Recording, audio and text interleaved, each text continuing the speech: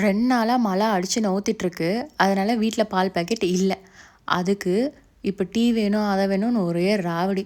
அதுக்கு ஒரு கேம் மாரி வச்சு, அதில 2 சீட் எடுக்க வச்சு, என்னா மாரி ஒரு ட்ரிக்ஸ் யூஸ் பண்ணி என்ன கவுத்துட்டாங்க. அதில நான் எடுத்தா, அதில நான் செஞ்சு தரேன்னு ஒரு போட்டி வேற.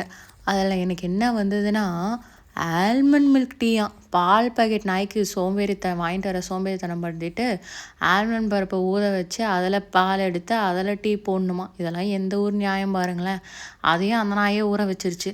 சரி அத அரைச்சு பார்த்தா, பால் எப்புட்றா வரும்? வெறும் பாதாம் பருப்பும், தண்ணியும் ஊத்தி அரைச்சா பால் எப்புட்றா வரும்னு சொல்லிட்டு, நானும் அதில எல்லாம் ஊற வச்சதெல்லாம் போட்டு 1 கிளாஸ் தண்ணிய மட்டும் ஊத்தி அரைச்சு பார்த்தா, அது பார்க்க பால் மாரி தான் இருந்தது.